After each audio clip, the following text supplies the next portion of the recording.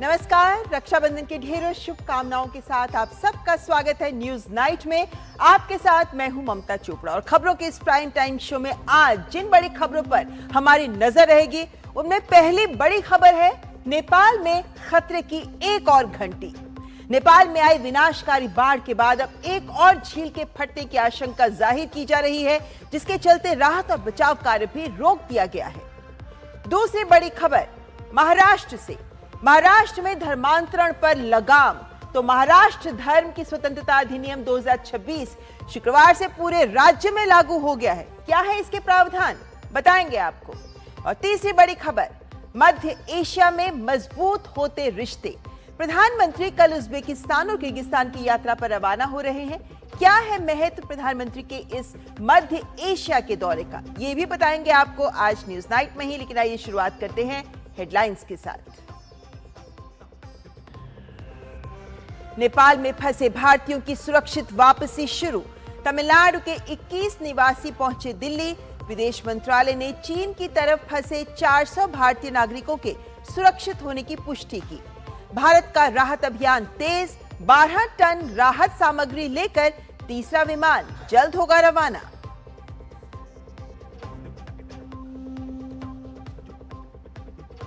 प्रधानमंत्री नरेंद्र मोदी कल से उज्बेकिस्तान और किर्गिस्तान के 4 दिवसीय दौरे पर। उज्बेकिस्तान के राष्ट्रपति से करेंगे उच्च स्तरीय वार्ता। रणनीतिक क्षेत्रों में संबंधों को मिलेगी मजबूती। बिश्केक में 26वें एससीओ शिखर सम्मेलन में लेंगे हिस्सा।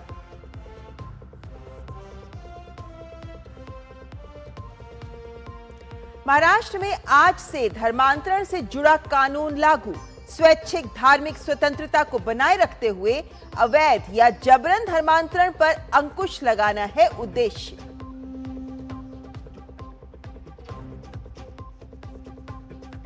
जनधन योजना के 12 वर्ष पूरे। 59 करोड़ से अधिक खुले खाते।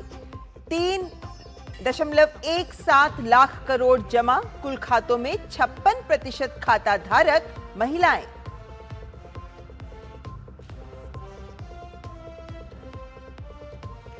और भारत के विदेशी मुद्रा भंडार ने बनाया नया रिकॉर्ड। 729 अरब डॉलर से अधिक पहुंचा फॉरेक्स रिजर्व। विदेशी मुद्रा भंडार में बढ़ोतरी से बाहरी भुगतान क्षमता को मिलेगी मजबूती।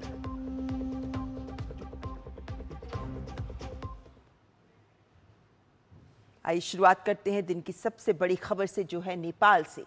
त्रासदी के भयावह मंजर, आपदा का खौफनाक रूप। नेपाल और तिब्बत में आई भीषण बाढ़ और भूस्खलन से आपदा के दृश्य विचलित करने वाले हैं। लेकिन अब नेपाल तिब्बत सीमा के पास बनी एक और झील के फटने की खबरें आ रही हैं। चीन ने 24 घंटे पहले ही झील के फटने की आशंका भी जाहिर की थी और अब खबरें हैं कि झील में पानी का स्तर बढ़ रहा है और झील लगातार ओवरफ्लो हो रही है। ये झील चोचेन और पुरेपु सांगपो नदियों के संगम के पास बनी है। एक दिन पहले चीन ने इस झील में 20 लाख क्यूबिक मीटर पानी होने की आशंका जाहिर की थी, लेकिन अब खबर आ रही है कि झील में 25 लाख क्यूबिक मीटर से ज्यादा पानी है। यह झील ग्लेशियर टूटने से आए मलबे के कारण बनी हुई बताई जा रही है और अब झील से पैदा हुए खतरे के चलते बचाव कर्मियों को भी चेतावनी जारी की गई है। खतरा देखते हुए नेपाल के रसुवा में रेस्क्यू ऑपरेशन रोक दिया गया है। भोटेकोशी और त्रिशूली नदी के आसपास के इलाके भी खाली कराए जा रहे हैं। नारायणी नदी के करीब से भी लोगों को हटाए जाने की खबरें हैं। लोगों को तत्काल सुरक्षित स्थानों पर ले जाने के लिए कहा गया है। चीन ने भी तिब्बत में रेस्क्यू ऑपरेशन रोक दिया है और इलाके में लेवल 4 का अलर्ट जारी किया है। तिब्बत में बचाव दल को तत्काल पीछे लौटने के लिए कहा गया है और यह भी बताया जा रहा है कि तिब्बत और नेपाल की सीमा पर लगातार मौसम भी खराब है और आशंका जताई जा रही है कि झील में 30 लाख क्यूबिक मीटर से अधिक पानी हो सकता है। एक्सपर्ट मान रहे हैं कि अगले 3 दिन नेपाल और तिब्बत पर खतरा मंडराता रहेगा। इस आपदा में अब तक 579 लोगों की मौत की पुष्टि हो चुकी है। 1500 से अधिक लोग अब भी लापता बताए जा रहे हैं और लापता लोगों में करीब 320 भारतीय भी शामिल हैं। 100 विदेशों में रहने वाले भारतीय भी हैं जिनसे कोई संपर्क नहीं हो पा रहा। 96 भारतीय नागरिक चीन से नेपाल की तरफ आ चुके हैं और ये सभी लोग सुरक्षित हैं।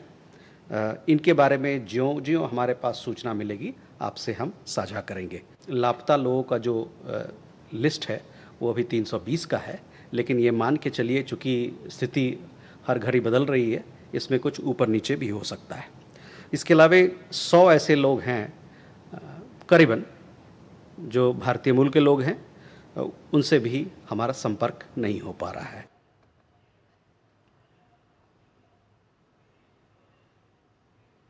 इस बीच खतरे और खराब मौसम के बीच रेस्क्यू ऑपरेशन युद्ध स्तर पर जारी है।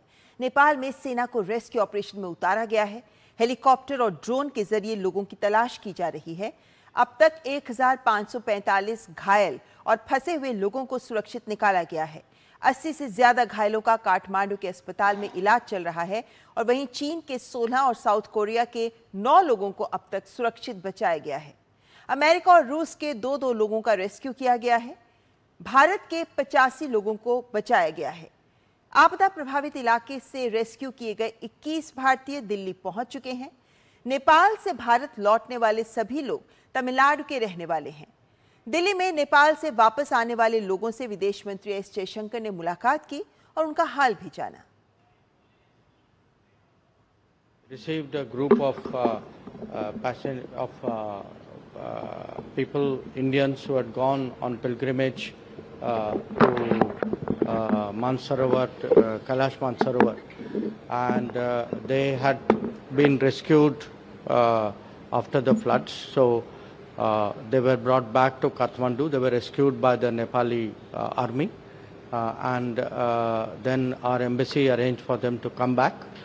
So I just came to meet them and of course shared our great relief that they were safe and sound, and learned from them about their experiences. और भारत के लोगों को सुरक्षित निकालने की कोशिशें लगातार जारी हैं। भारत के अधिकारी नेपाल और चीन में अधिकारियों के लगातार संपर्क में हैं। नेपाल में त्रिपोली वन पावर प्रोजेक्ट में काम करने वाले 63 भारतीयों को रेस्क्यू किया गया है। तिब्बत में फंसे 96 भारतीय बॉर्डर पार कर नेपाल पहुंच चुके हैं। अब भी तिब्बत में 400 भारतीय नागरिक फंसे हुए हैं। तिब्बत ऑटोनोमस रीजन जो है उस तरफ 400 के लगभग में भारतीय नागरिक वहाँ पर जिससे हम संपर्क कर पाए हैं, और ये सभी लोग सुरक्षित हैं। इनकी अपने परिवारजनों से बात हुई है क्योंकि वहाँ पर टेलीफोन की सुविधा उपलब्ध है, और इनसे हमारे एम्बेसी बात कर रहा है या इनके ट्रैवल एजेंट और इनके जो ग्रुप के लीडर हैं उनसे बात कर रहा है। कई एक मामलों में इनके परिवार वालों ने हमारे एम्बेसी को भी कांटेक्ट किया है, वहाँ पर संपर्क किया है बीजिंग में, और अभी हमारी एम्बेसी इन 400 जो लोग हैं उनके लिए व्यवस्था कर रही है किस प्रकार से वहाँ से सुरक्षित निकाला जाए। नेपाल में फंसे भारतीय नागरिकों को लेकर भारत सरकार भी लगातार स्थिति पर नजर बनाए हुए है। विदेश मंत्री डॉक्टर एस जयशंकर ने नेपाल में चल रहे राहत और बचाव अभियान की समीक्षा के लिए एक उच्च स्तरीय बैठक की।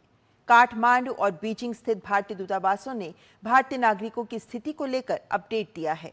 भारत सरकार ने नेपाल में फंसे नागरिकों की सुरक्षा को सर्वोच्च प्राथमिकता दी है और पड़ोसी देश के लिए अतिरिक्त राहत सामग्री भेजने की तैयारी भी की जा रही है। नेपाल के अनुरोध पर एक टनल रेस्क्यू टीम को भेजने की तैयारी भी की जा रही है। इसी के साथ एक मेडिकल टीम भी नेपाल भेजी जा रही है। भारत ने कनेक्टिविटी बहाल करने के लिए बेली ब्रिज और तकनीकी टीमों की भी पेशकश नेपाल से की है। I've already addressed the issue of NDRF. We have made that offer, and now we await response from the Nepali side. In terms of the death toll, we still await some clarity on this as far as Indian nationals are concerned. They are missing at this point in time.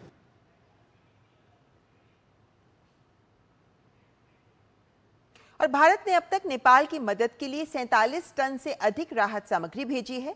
इसके अलावा वायुसेना के विमान से और राहत सामग्री भी भेजी जा रही है। भारत ने नेपाल सरकार को एनडीआरएफ की टीमों और उनके आवश्यक उपकरणों को भेजने की भी विशेष पेशकश की है।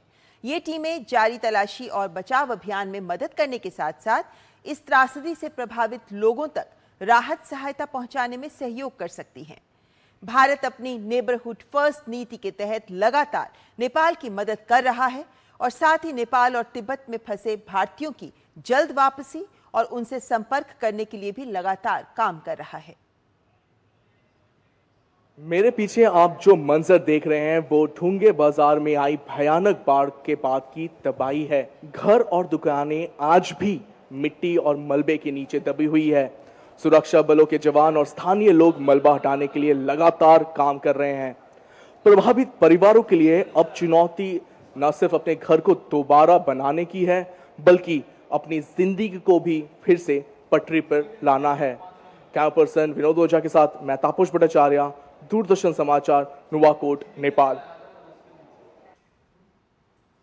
इस नेपाल की आपदा के लिए जो भी बात की जा रही है उसमें अभी सबका फोकस यहां तो है कि इसके पीछे कारण क्या रहे और किस तरीके से राहत और बचाव कार्य को अंजाम दिया जाए, क्योंकि यही अभी प्राथमिकता भी है। लेकिन अगर हमें इस नेपाल में आए प्रलय को समझना है तो इस पूरे क्षेत्र में क्या कारण है जिनकी वजह से ये हुआ जो हुआ सामने, जिसके लिए कुछ कारण बताए जा रहे हैं। इन्हें समझने के लिए आपको इस हिंदू कुश हिमालय क्षेत्र जो पूरा है इसको भी समझना होगा। दरअसल ये पूरा क्षेत्र है जो अफगानिस्तान से लेकर भारत, नेपाल, भूटान, बांग्लादेश, म्यांमार से लेकर चीन तक फैला हुआ है ये पूरा क्षेत्र।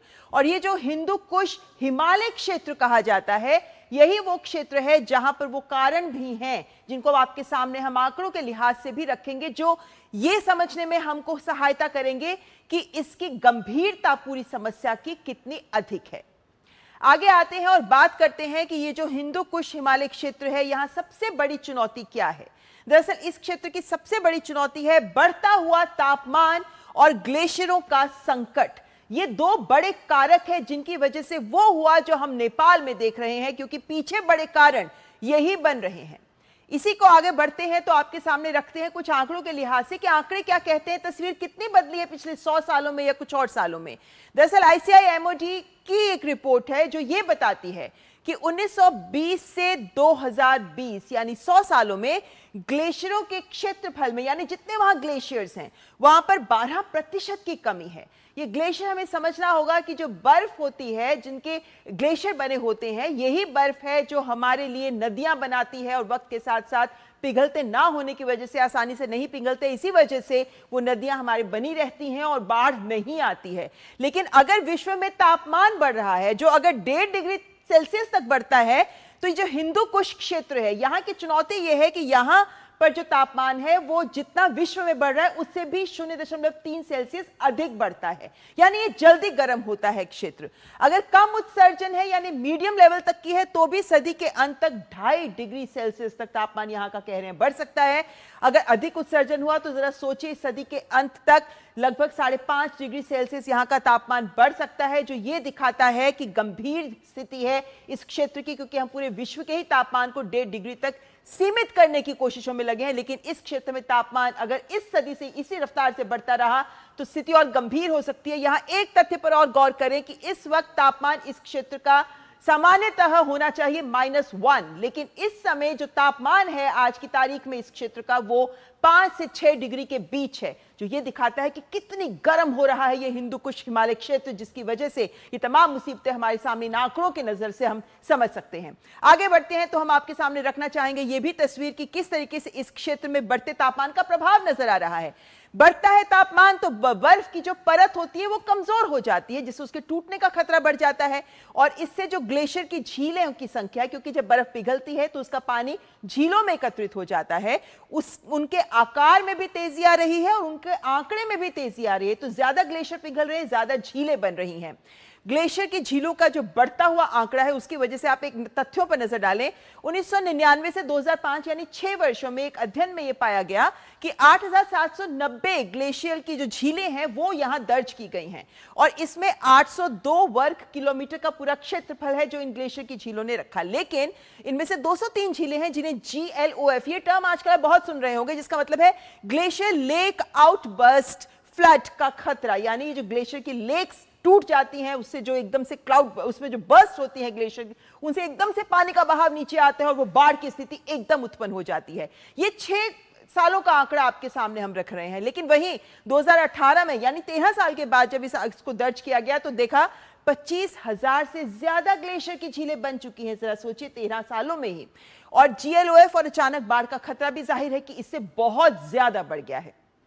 आगे आते हैं क्योंकि यहां पर नेचर की भी एक रिपोर्ट आपके सामने रखना चाहेंगे जिसमें उन्होंने बताया कि 100 वर्षों में यानी 1900 से 2000 इन 100 वर्षों में हिमालय काराकोरम क्षेत्र में 135 GLOF की घटनाएं यानी ग्लेशियर आउटबर्स्ट की घटनाएं देखी गई। 100 सालों में 135। लेकिन इस सदी की अगर हम बात करते हैं तो 26 भी नहीं, हमें 25 साढ़े 25 वर्ष ही बोलना होगा। साढ़े 25 वर्षों में ही 85 ऐसी घटनाएं हो चुकी हैं।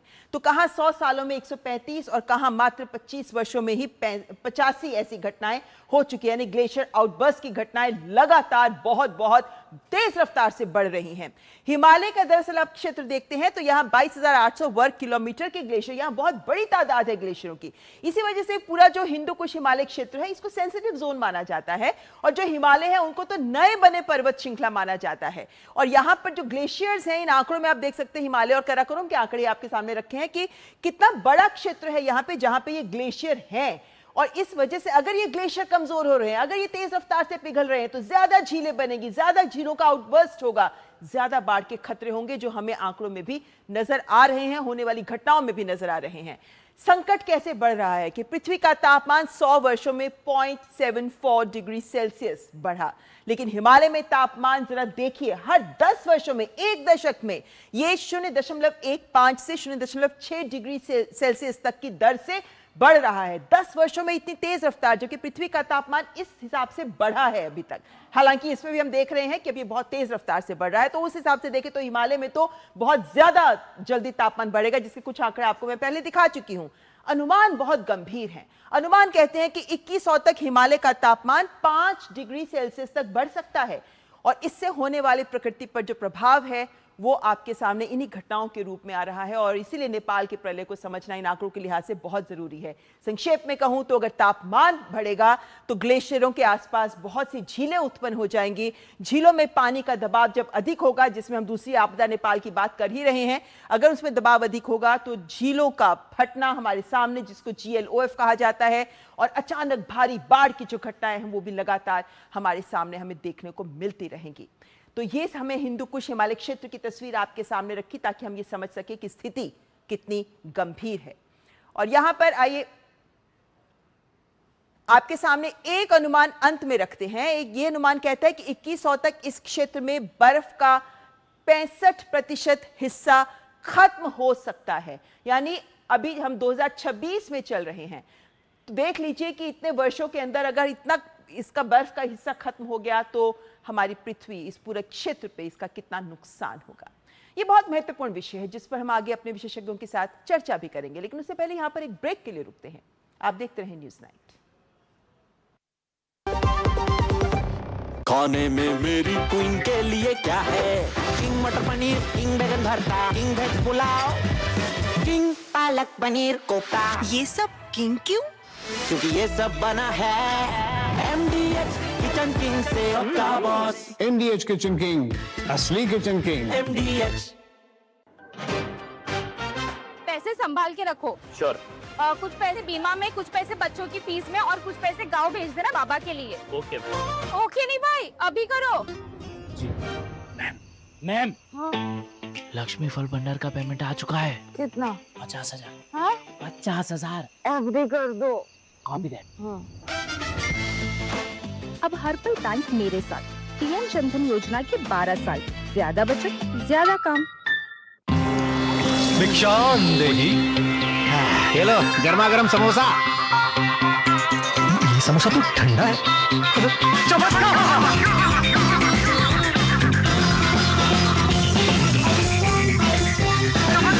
ये गरम गरम समोसे इतनी जल्दी कैसे ठंडे हो जाते हैं? आइए पूछते हैं प्यारे लाल जी हलवाई से। पता नहीं, शायद अच्छे कर्मों का प्रसाद है। Usha Striker, the super fast cooling fan. वाह, गाय तुम्हारी माता है ना? तो पशुहार के नाम पर जहर क्यों खिलाता है? अनसन हटा, दिल से खिला, सिर्फ कपिला, देश का नंबर 1 पशु आहार। जब धरती चीर कर निकलता है लोहे का पत्थर और मिलता है मोंगिया के जोश से, फिर तपता है, पिघलता है और बनता है फौलाद। अब होता है सरिया सारी खूबियों के साथ। मोंगिया स्टील, मजबूत देश का मजबूत सरिया। भारत की सबसे बड़ी gold loan NBFC Muthoot finance से गोल्ड लोन लीजिए और फिर देखिए सोना क्या नहीं कर सकता। कॉल कीजिए 1-800-313-1212। यार कैसे ले पाएंगे घर? नहीं, आज गर्मी बहुत है ना? यस, बहुत ही ज्यादा। पापा, घर खरीदने की planning is not easy. Vini, long term savings का बेस्ट प्लान बताना। LIC protection plus plan. LIC और सेविंग्स? यस, इसमें इंश्योरेंस और फंड्स दोनों में इन्वेस्ट करके गोल्स के हिसाब से सम अश्योर्ड एडजस्ट कर सकते हो। LIC protection plus plan, future insured, growth assured. काम रुकना नहीं चाहिए पर खुजली रुकनी चाहिए, इसलिए सपा डॉक्टर स्किन लोशन। काम चालू, खुजली बंद। 128 सालों से दांत का आखिरी इलाज। गोल्डी छोले मसाले, जहाँ जाए रिश्ते बनाए। गोल्डी लाए हैं फ्रेश लॉक टेक्नोलॉजी, जो रखे मसालों को हर समय फ्रेश। और ब्रेक के बाद आपका स्वागत। अब रुख कर लेते हैं आज की चर्चा का, जो नेपाल में जो प्रलय है उसी से जुड़ी हुई है। और ये कहता है हमारा विशेष, नेपाल में प्रलय, कारण, खतरा और समाधान। क्योंकि इस प्रलय के पीछे के कारणों को जानने के साथ साथ इसके क्या समाधान हो सकते हैं, इस खतरे को समझकर क्या समाधान हो सकते हैं, इसी से जुड़ा हमारा आज का विशेष। हमारे साथ विशेष मेहमान जुड़ गए हैं डॉक्टर कृष्णा एस वत्स, जो मेंबर है नेशनल डिजास्टर मैनेजमेंट अथॉरिटी के। स्वागत है आपका सर। हमारे साथ डॉक्टर सुमन कर्णा भी जुड़े हुए हैं, जो disaster risk reduction and management expert, Kathmandu Nepal से आप हमारे साथ जुड़े हैं। आपका भी स्वागत करते हैं हम। और हमारे साथ जुड़े हैं डॉक्टर हरि दर्शन श्रेष्ठ भी, आपका भी स्वागत करते हैं। आप भी काठमांडू से हमारे साथ जुड़े हुए हैं। सबसे पहले अगर मैं आपके पास आना चाहूं डॉक्टर कृष्ण एस वत्स, क्योंकि इस वक्त राहत और बचाव पर सबसे ज्यादा जोर है और जिस तरीके से दूसरी बाढ़ का खतरा सर पे मंडरा रहा है, उसके चलते कितना चुनौतीपूर्ण लग रहा है। क्योंकि इस तरह की प्रलय देखी नहीं, और इस तरह के प्रलय में लोगों को बचाना, जानों को बचाना और जो जिंदा है उनको भी सुरक्षित स्थानों पर लेकर जाना, चुनौती बहुत बड़ी है। ये बात सही है कि धन्यवाद, मुझे आपने मौका दिया। ये बात सही है कि अभी 2 झीलों का और निर्माण हुआ है और वहाँ पर पानी जमा है और अभी भी खतरा बना हुआ है, लेकिन जो आकस्मिकता है वह अब कम हो गई है, क्योंकि उस झीलों का मॉनिटरिंग किया जा रहा है। अगर कभी कोई उस तरह की परिस्थिति उठती है कि जहाँ पर जो झीलों का बांध है वो जब टूटता है, तो उससे लोगों को तुरंत उसको आगाह किया जा सकता है, लोगों को फोरवार्न किया जा सकता है। और जो जान माल की हानि आपको पहले बार में देखने को मिली, वो मुझे नहीं लगता है कि अगली बार वो देखने को मिलेगी। लेकिन फिर भी हमें पूरी तरह से अलर्ट रहना है और झीलों को कंटिन्यूअसली मॉनिटर करना है, वो बहुत ही आवश्यक है। और ये सब इस बात का रिकॉग्निशन है कि ये सेकेंडरी हैजर्ड है, सेकेंडरी हैजर्ड बना हुआ है, और हमें इसके लिए पूरी तरह से दोनों झीलों का अच्छे से मॉनिटर करना जरूरी है। जी, जाहिर है, क्योंकि हमारे साथ डॉक्टर सुमन कर्ण भी जुड़े हुए हैं। डॉक्टर साहब, आप बहुत सारे इस विषय पर काम कर रहे हैं, प्लानिंग कोऑर्डिनेशन पर भी आप काम कर रहे हैं, लेकिन ये जैसे बोला है कि ग्लेशियर की जो झीलें हैं उनकी मॉनिटरिंग बहुत ज़रूरी है। जिस तरीके की तादाद है इन झीलों की इस पूरे क्षेत्र में, उसके चलते इस काम को कितनी गंभीरता से अभी भी किया जा रहा है, क्योंकि बात वही होती है कि अगर ऐसी आपदा हुई है तो पहले वार्निंग मिलना कितना संभव होता है। धन्यवाद। नहीं, मुझे लगता है अभी जो वर्षा सर ने बताया, इसका मॉनिटरिंग जो है पहले की अपेक्षा अभी जो है काफी क्लोजली किया जा रहा है, और इसका वार्निंग भी नेपाल को भी शेयर किया जा रहा है। और हम लोग जो है इधर जो अलर्टनेस होना चाहिए वो ऑलरेडी हो गए हैं। तो डेफिनेटली पहले की अपेक्षा जो है इस बार शायद उतने इंटेंसिटी में फ्लडिंग नहीं होगी, और यदि हुई भी तो इस बार की तैयारी जो है पहले से बेहतर है। लेकिन डॉक्टर कर्ण, इस पूरी घटना को आप देखते कैसे हैं? क्योंकि जब हम बात करते हैं इस तरीके की आपदाओं के प्रबंधन की बात करते हैं, उससे पहले इनको समझने की भी बात होती है। तो क्या ये जो बढ़ता खतरा है झीलों का, इस तरीके के GLOF के जो खतरे बढ़ रहे हैं, क्या नेपाल इनको लेकर किस गंभीरता से किस स्तर तक काम कर रहा है? क्योंकि अन्य देशों के साथ कोऑर्डिनेशन भी इस क्षेत्र के देशों के साथ बहुत जरूरी है। नहीं, ट्रू। ये जो है माउंटेनियस रीजन के लिए एक कंपैरेटिवली एक नया फिनोमिनन है और नेपाल में इसको अच्छे से अब समझने की कोशिश हो रही है। लेकिन ये बात भी सच है कि हमारे पास इस विषय पे अभी भी लिमिटेड रिसर्च है, लिमिटेड इंफॉर्मेशन है। और खास करके इस केस में जो है ये ट्रांस बाउंड्री जो डिजास्टर मैनेजमेंट बोलिए या ट्रांस बाउंड्री रिलेशन बोलिए, उसको जो है गंभीरता से लेने की जरूरत है। और इस अभी के जो इंसिडेंट है उसको एक्सपोज किया है कि जो भी हमारे पास सिस्टम है, चाहे वो अर्ली वार्निंग हो, चाहे और भी डिजास्टर मैनेजमेंट के टूल्स हम जो अप्लाई करते हैं, with in the country he limit करने से उसका रिजल्ट जो चाहिए वो हर समय नहीं हो सकता है। इसी के लिए जैसे अब जो हमारे ट्रांसबाउंड्री रिलेशन है चाइना के साथ, तराई में इंडिया के साथ, वो भी उतना ही जरूरी है। और इस बार उसी के कारण जो है, जैसे हमारा कोई रेगुलर प्लेटफॉर्म नहीं है, मैकेनिज्म नहीं है जो हमें अलाउ करे कि हमारा रेगुलर इंगेजमेंट हो चाइना के साथ, इंफॉर्मेशन एक्सचेंज हो, रिस्क असेसमेंट हम जॉइंटली करें। तो ये सब चीज़ नहीं होने के कारण जो है इस बार का जो फ्लडिंग हुआ और समय पे जो है अलर्ट या वार्निंग नहीं मिलने से भी बहुत लोग हताहत हुए हैं। तो इससे हमें लगता है कि सबक लेने की जरूरत है और इस पे काम करने की जरूरत है, so that we build a very strong and robust mechanism और system of transboundary disaster management.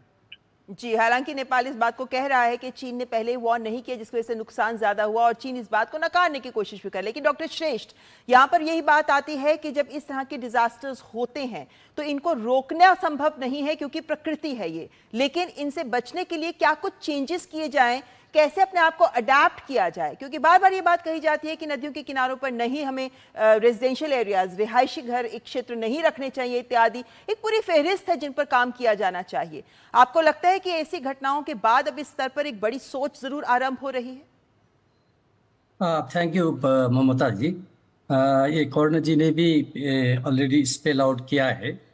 ये जो प्रॉब्लम हो रहा है, ये फेनोमेना ये नहीं है क्योंकि ये क्लाइमेट चेंज के इफेक्ट से ये जो हो रहा है ये हाई हिमालयन एरिया में, इसी का रिजल्ट है। इसीलिए अब if we look on the territory, it's a transboundary. For example, China, Nepal, and India has to be involved basically in scientific research, monitoring, and observation of these hazards. क्योंकि ये आपने भी बताया ये हुआ चाइना में और इसका जो परिणाम भुगतना पड़ा ये नेपाल में, जी है ना। इसलिए इसका जो मैग्नीट्यूड है, जो अनसर्टेनिटी है, इसीलिए इसका मिटिगेट करना संभव नहीं है। लेकिन प्रिवेंटिव मेजर, अब वी कैन बी प्रिपेयर्ड, है ना। If we will be prepared through the early warning, for example if we had a proper monitoring of this areas, basically the gulf, या मतलब आपका मतलब है कि हमें निगरानी करनी बहुत जरूरी है इस क्षेत्र की। लेकिन यहाँ पर एक सवाल लेना चाहूंगी क्योंकि हमने देखा कि भूटान ने 2009 में एक एक्सपेरिमेंट किया था, एक इंजीनियरिंग प्रोजेक्ट किया था जिसमें उन्होंने इसी तरीके के ग्लेशियर लेक जिसका स्तर बहुत बढ़ रहा था, जो अगर बस्ट हो जाती तो बहुत बड़े क्षेत्र को नुकसान हो सकता था। इंजीनियरिंग इफेक्ट के या प्रोजेक्ट के माध्यम से उन्होंने उसके वाटर लेवल को कम किया, उसका जल स्तर कम कर दिया जिससे कि वो लेक बस्ट नहीं हुई। क्या आपको लगता है कि अब आउट ऑफ द बॉक्स जाकर सोचना पड़ेगा? देश जब साथ आएंगे तो वैज्ञानिकों को भी साथ आना पड़ेगा, नेताओं को, सरकारों को, प्रशासन को, सबको मिलकर काम करना पड़ेगा। ये कोऑर्डिनेटेड एफर्ट आज के मौजूदा जियोपॉलिटिकल दौर में आपको कितना संभव लगता है, कम से कम एशियाई क्षेत्रों में, हिंदू कुश हिमालय क्षेत्र में? No, yeah, of course, संभव है. We have also that experience. In Dolakha, there is a Choralpa. Yeah, Choralpa, same glacier lake. That also put a threat in the Tamakoshi River. And we have tried to reduce, as you mentioned, the depth of the water. Yeah, ત્યાં ઉધર हमने क्या किया कि siphon रखा और जो पानी है उधर जो बढ़ रहा था उसको कंट्रोल किया।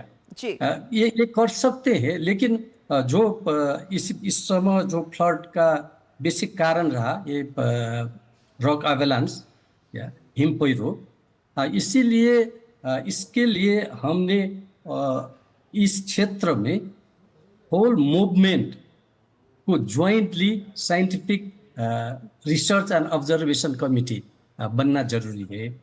उसका और रोबस्ट टाइप के सैटेलाइट ऑब्जर्वेशन मैकेनिज्म होना चाहिए। बिल्कुल, बहुत स्तर पर काम होना चाहिए, जिसके बाद ही इसको संभव हो सकेगा हमारा कि हम इस तरह की घटनाओं की पुनरावृत्ति को सीमित कर सके, नियंत्रित कर सके। चलते थे बहुत संक्षेप में डॉक्टर वत्स, भारत ने मदद का हाथ बढ़ाया है, भारत ने विभिन्न स्तर पर इवन एनडीएमए की टीमों को भेजने की भी बात की है। क्या लगता है आपको कि जिस स्तर की यह आपदा है, भारत की ओर से जो मदद का हाथ बढ़ाया गया है उसकी भी अहमियत? भारत हमेशा से अपने पड़ोसी देशों की मदद करते आया है।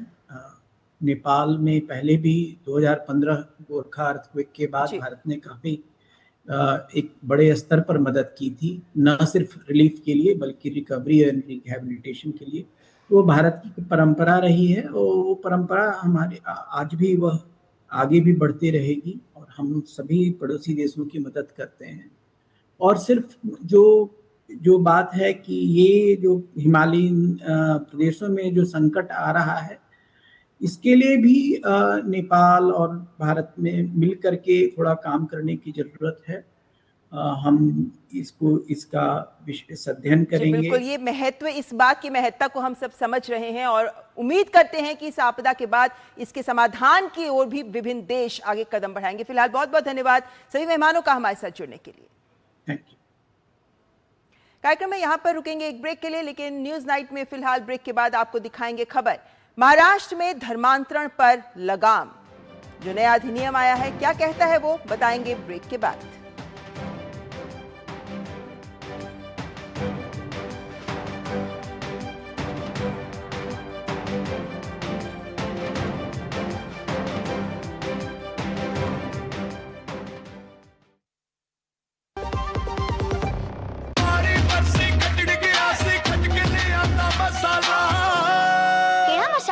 छोले दा या लोबे दा, पंजाबी छोले दा या पिंडी चने दा। अब छोलिया हो या लोबिया, पंजाबी छोले या पिंडी चने, सब कुछ मजेदार बने। अकाउंट ब्लॉक मत कीजिए, मैं अभी ओटीपी देता हूँ। शंकर थोड़ा ध्यान से। सर आप थोड़ा ध्यान से। बैंक कभी ओटीपी, पिन या आपकी पर्सनल जानकारी नहीं मांगता। ये फ्रॉड है, फ्रॉड। आरबीआई कहता है ओटीपी या पिन के लिए कॉल या मैसेज आए तो थोड़ा ध्यान से। जरा सी हंसी दुलार जरा सा, जरा सी अनबन प्यार जरा सा,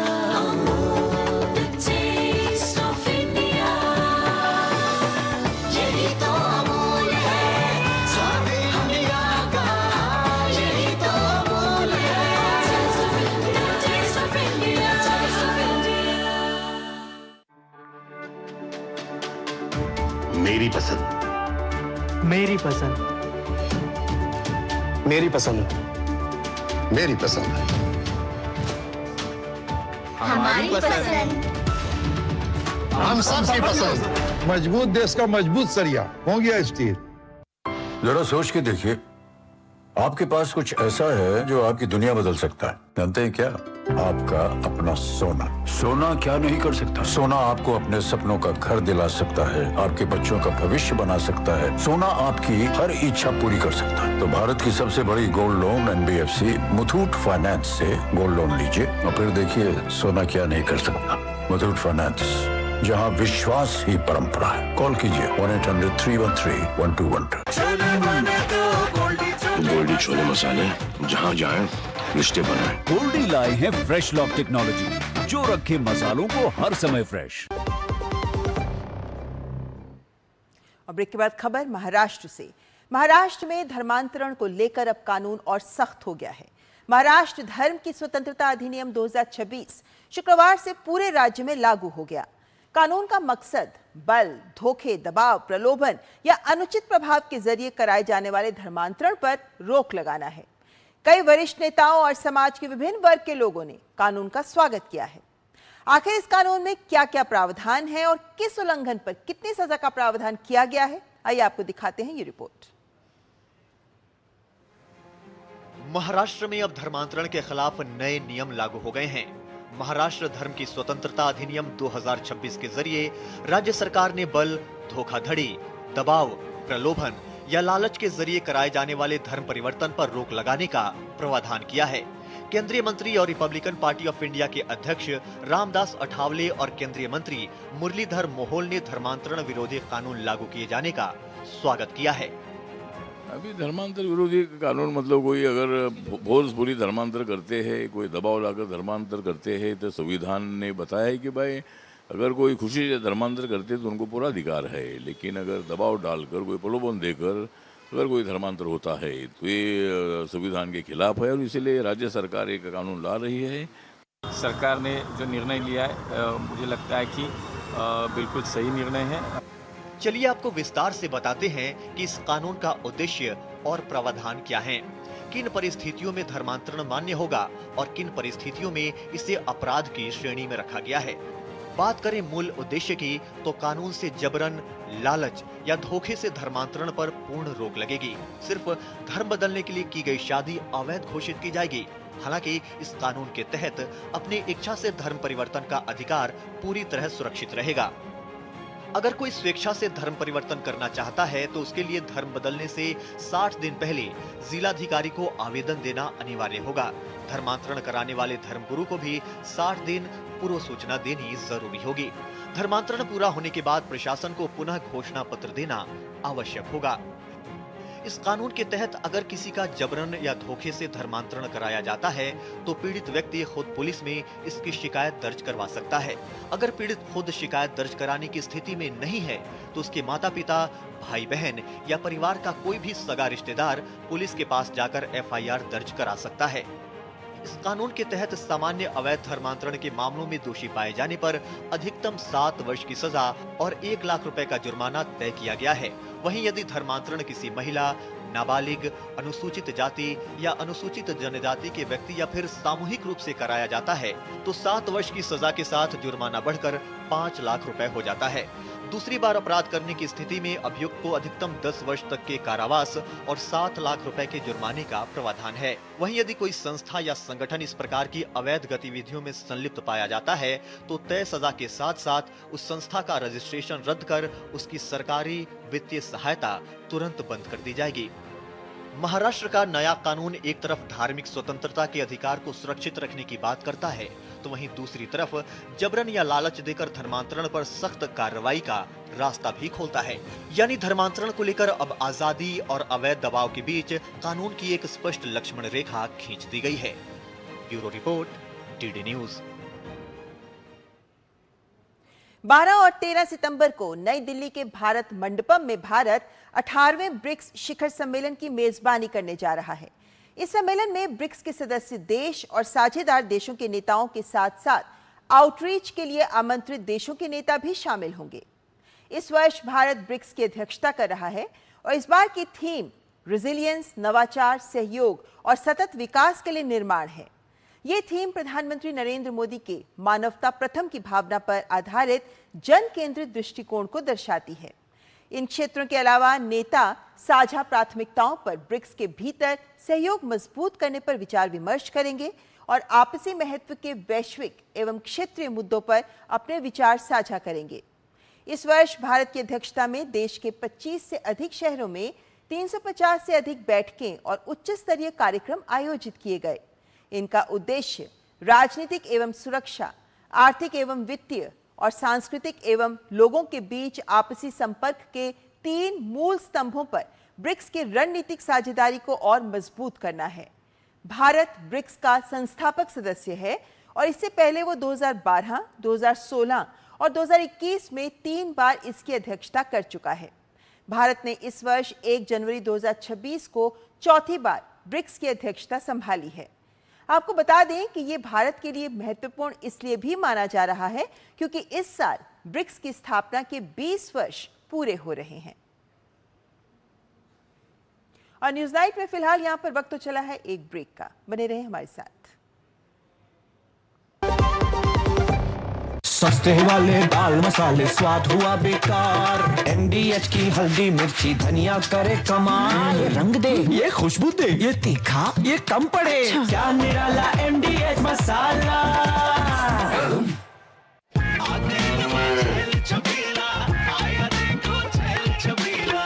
एक कपिला, अरे भाई सब एक ही जैसा होता है। ये लो साधारण पशु आहार।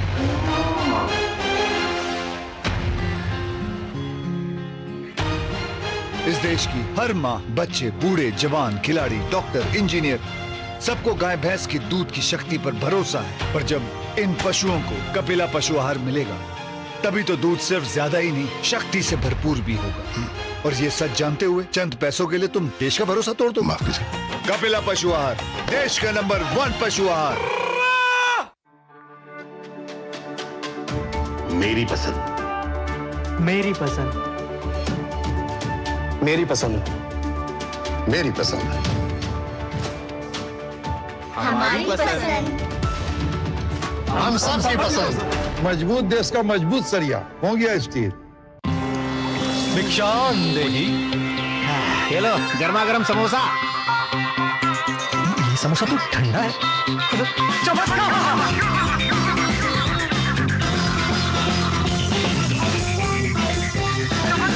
ये गरम गरम समोसे इतनी जल्दी कैसे ठंडे हो जाते हैं? आइए पूछते हैं प्यारे लाल जी हलवाई से।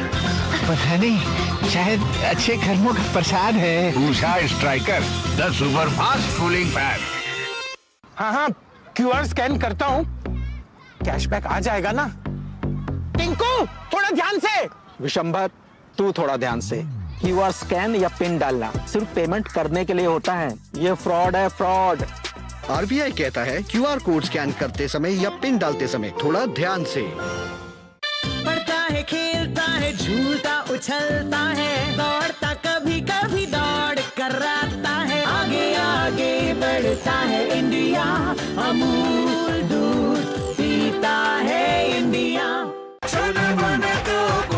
गोल्डी छोले मसाले, जहाँ जाए रिश्ते बनाए। गोल्डी लाए हैं फ्रेश लॉक टेक्नोलॉजी, जो रखे मसालों को हर समय फ्रेश। प्रधानमंत्री नरेंद्र मोदी चौथी बार उज़्बेकिस्तान की यात्रा पर जा रहे हैं। इस 2 दिवसीय यात्रा से भारत उज़्बेकिस्तान संबंधों को नई मजबूती मिलेगी। यात्रा के दौरान दोनों देश रणनीतिक क्षेत्र में सहयोग बढ़ाने पर जोर देंगे। देखिए ताशकंद से डीडी न्यूज के संवाददाता शैलेंद्र मिश्र की ये रिपोर्ट। 1 सितंबर को उज़्बेकिस्तान अपना 35वां स्वतंत्रता दिवस मनाएगा। इससे पहले प्रधानमंत्री नरेंद्र मोदी वहां की यात्रा पर होंगे। ये चौथा अवसर होगा जब वे मध्य एशिया के इस देश की यात्रा पर होंगे। राष्ट्रपति शौकत मिर्जियोयेव दोनों देशों के बीच होने वाली इस उच्च स्तरीय बातचीत को लेकर काफी आशान्वित हैं। Discussions are expected to cover a wide range of areas of mutual interest and identify new avenues for strengthening bilateral cooperation, including trade and investment, critical minerals, healthcare, business-to-business engagement, education, space, technology, culture, and people-to-people exchanges. Bharat और Uzbekistan आने वाले 3 सालों में अपने व्यापार को दोगुना करने के लिए प्रयासरत हैं। फिलहाल दोनों देशों के बीच व्यापार सालाना $1 अरब का है। बायलैटरल इन्वेस्टमेंट ट्रीटी भी साइन हो चुकी है। उसके तहत आज जो इंडियन इन्वेस्टमेंट है उज्बेकिस्तान में वो 1 बिलियन क्रॉस कर चुका है। प्रधानमंत्री मोदी शास्त्री मेमोरियल भी जाएंगे। साथ ही Tashkent State University of Oriental Studies में महात्मा गांधी केंद्र का दौरा करने का भी उनका कार्यक्रम है। इस यात्रा को लेकर प्रवासी भारतीय भी काफी उत्साहित हैं। हम एक्सपेक्ट कर रहे हैं कि इस बार थोड़ा इकोनॉमी, इन्वेस्टमेंट और बिजनेस के साथ इस विजिट में थोड़ा ज़्यादा फोकस हो। बाकी तो हिंदुस्तान के लिए तो बहुत प्रेम ऑलरेडी है यहाँ पे, एंड मोदी साहब is looked upon as a great leader. हम बहुत खुश हैं और पॉजिटिव है। इनका हमेशा ये रहता है कि जब भी वो आते हैं तो इंडियन डायस्पोरा से ज़रूर एक मुलाकात करते हैं। इस विजिट के बाद भी हमारे अपेक्षा है, आकांक्षा है कि आप आए और कम्युनिटी के लिए, इंडियन कम्युनिटी, बिजनेस समुदाय के लिए भी, लोकल लोगों के लिए भी और ऑफकोर्स उज्बेक गवर्नमेंट के लिए भी एक अच्छा खासा एक बेनिफिशियल विजिट है आपका। भारत दुनिया की सबसे तेजी से आगे बढ़ती हुई अर्थव्यवस्था है, तो वहीं उज्बेकिस्तान मध्य एशिया का सबसे तेजी से विकास करता हुआ देश है। दोनों देशों ने 3 वर्षों में अपने व्यापार को दोगुना करने का लक्ष्य रखा है। उम्मीद है प्रधानमंत्री नरेंद्र मोदी के दौरे से दोनों देशों के बीच व्यापारिक रिश्ते तो और मजबूत होंगे ही, साथ ही साथ दोनों देशों के संबंध नई ऊंचाइयों पर पहुंचेंगे। कैमरामैन प्रमोद के साथ शैलेंद्र मिश्र, डीडी न्यूज, उज्बेकिस्तान। और उज्बेकिस्तान के बाद प्रधानमंत्री पहुंचेंगे किर्गिस्तान, जहां वे बिश्केक में एससीओ समिट में हिस्सा लेंगे। क्या महत्व है इस समिट का, बताएंगे आपको, लेकिन ब्रेक के बाद। देखते रहें न्यूज़ नाइट। हिंग देना, वो वाली MDH की सुपर हींग। जिन्होंने यूज किया है वो जानते हैं असली हींग का स्वाद। MDH सुपर हींग, शुद्धता का असली तड़का। असली मसाले सच सच MDH। पैसे संभाल के रखो। श्योर। कुछ पैसे बीमा में, कुछ पैसे बच्चों की फीस में और कुछ पैसे गांव भेज देना बाबा के लिए। ओके। ओके नहीं भाई, अभी करो जी। मैम, हाँ? लक्ष्मी फल भंडार का पेमेंट आ चुका है। कितना? 50,000। हाँ? 50,000। FD कर दो। कॉपी दे। हाँ। अब हर पल बैंक मेरे साथ। PM जनधन योजना के 12 साल, ज्यादा बचत, ज्यादा काम। जरा सोच के देखिए, आपके पास कुछ ऐसा है जो आपकी दुनिया बदल सकता है। जानते हैं क्या? आपका अपना सोना। सोना क्या नहीं कर सकता? सोना आपको अपने सपनों का घर दिला सकता है, आपके बच्चों का भविष्य बना सकता है। सोना आपकी हर इच्छा पूरी कर सकता है। तो भारत की सबसे बड़ी gold loan NBFC Muthoot finance से गोल्ड लोन लीजिए और फिर देखिए सोना क्या नहीं कर सकता। मुथूट फाइनेंस, जहां विश्वास ही परंपरा है। कॉल कीजिए 1-800-313-1212। हर जीत की शुरुआत होती है छोटे छोटे कदमों से, और हर छोटी तैयारी बदल सकती है पूरा नतीजा। क्योंकि मैदान हो या जिंदगी, छोटी से छोटी तैयारी ही देती है प्रोटेक्शन, और प्रोटेक्शन ही देता है भरोसा। जैसे LIC की बीमा लक्ष्मी, एक खास प्लान सिर्फ महिलाओं के लिए, जहां छोटी बचत दे बड़ी सुरक्षा, ताकि जिंदगी के हर मैदान में आप रहे हर पल के लिए रेडी। LIC बीमा लक्ष्मी, रखे हर पल के लिए रेडी। भिक्षान देही। ये लो गर्मा गर्म समोसा। ये समोसा तो ठंडा है।